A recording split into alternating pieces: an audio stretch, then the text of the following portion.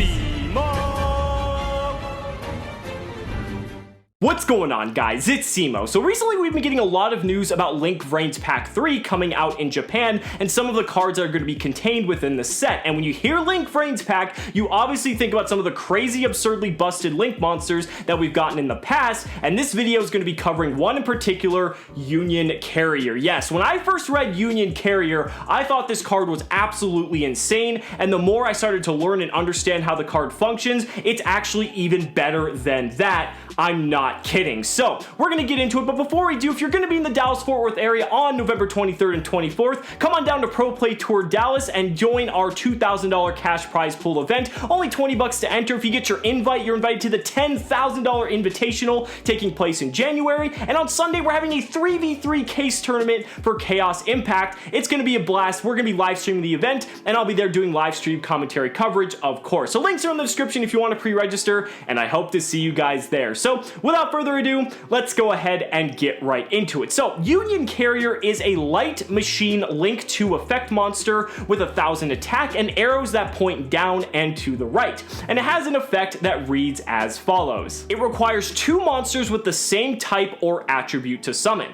Cannot be used as Link material the turn it is Link summoned. You can target one face-up monster you control, equip one monster with the same original type or original attribute as the targeted monster from your hand or deck to it as an equip spell that makes it gain 1,000 attack. But if you equipped from your deck, you cannot special summon monsters with the same name as that monster card for the rest of this turn. You can only use this effect of Union Carrier once per turn. So obviously when you see these Link Vrains Pack cards, you have to think about the archetypes that they're meant for, because most of these are meant to bolster their in-theme archetype, and this one's meant to go with ABC, you know, Union Carrier, Union Hanger. You can obviously make the connection. And this card's actually pretty good for ABC on the very, very surface level, considering the fact that it actually turns Union Hanger plus I think any extender into like an ABC Dragon Buster plus Union Carrier, and I think you go like +2 in terms of card advantage. So like that's pretty good, and that actually is pretty good for ABC considering the fact that before it was just difficult to make ABC Dragon Buster like in main phase 1 like just raw, because typically you'd have to do it in like main phase 2 with something like Clara and Rushka, or you'd have to just do like some bizarre method to be able to get to it. But now it's really easy, and it's going to help ABC decks a lot, even though they haven't really been doing a whole lot on the competitive circuit, maybe like popping up at a regional here or there, but ABC Dragon Buster is just not as good as it used to be. However,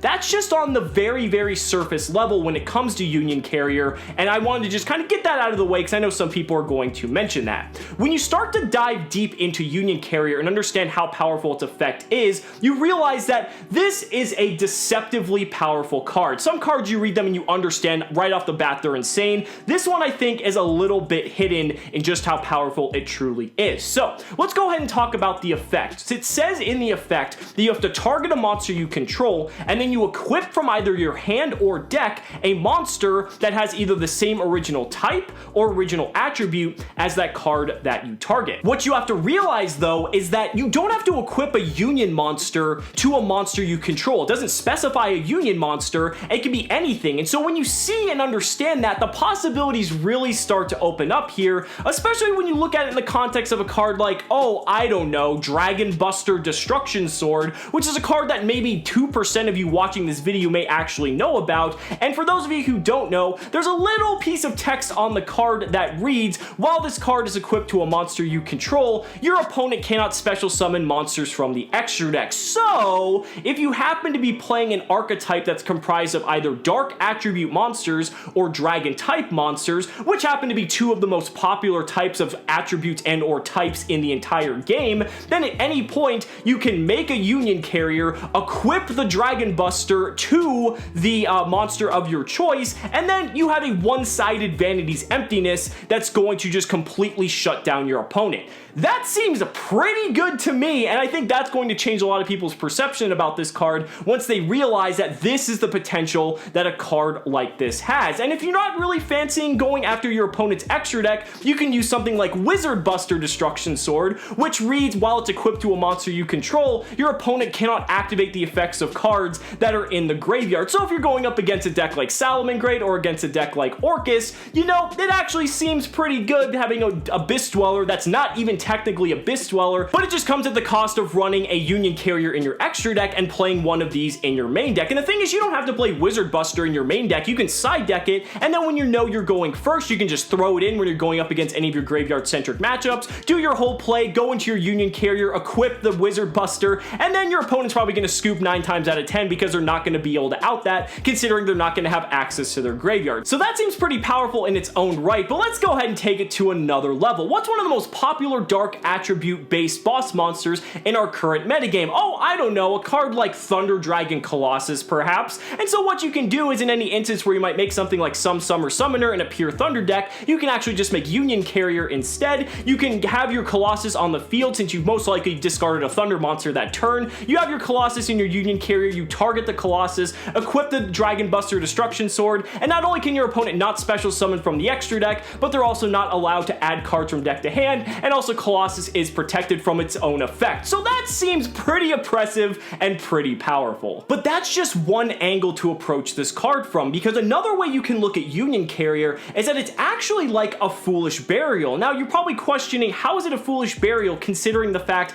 that you're equipping the monster to another monster you control and you're not really sending it to the graveyard? Well, if you have any way to clear the monster that you equipped, that card is going to destroy itself per game mechanics, and then it's going to end up in your graveyard. So Union Carrier is kind of like a 2-material Curious. Now you can't send any card necessarily like Curious can, but you can technically send any monster, and with having less investment and being a little bit easier to summon, I think that's actually a pretty viable candidate for a lot of different strategies. But how is that really useful? Well, one of the most popular archetypes people are looking to get monsters into the graveyard for is Orcus, and Orcus being one of the strongest decks of like the past several months, it's really no surprise that if there's any way to abuse the Orcus combo, people are going to find a way to do it, and Union Carrier is no exception here, because in any instance, if you can just find a way to equip a copy of Harp Horror to any dark or machine monster that you happen to have on your field, and then you can send that monster to the graveyard somehow, the Harp Horror is going to destroy itself, it's in your graveyard, and now you can effectively do the entire Orcus combo, assuming you still have at least one other monster on the field. Now, Union Carrier being a machine can actually equip the Harp Horror itself to the Union Carrier. The problem is though, you can't use Union Carrier as link material during that turn, so that's a little bit unfortunate because you actually need to equip it to something else or find a way to destroy your own Union Carrier if you want to get the Harp Horror into the graveyard. But of course there are going to be many ways to do that. Let's go ahead and start with one focusing on the OCG and Crystron Needlefiber, speaking of Link Vrains Pack cards, because one simple example here would be to go into Crystron Needlefiber. Needlefiber's effect is going to activate to special summon a tuner monster from the deck. We're going to go with Mecha Phantom Beast Olion. You can go ahead and link both of those monsters into your copy of Union Carrier. The Olion's going to trigger when it hits the graveyard, summoning an Olion token, and now you can use your Union Carrier, target the token, it is a machine, and then you can equip Harp Horror directly from your deck. You can then link off the token into Link Spider or whatever else you want, really. We're just trying to get that into the graveyard for simplicity's sake.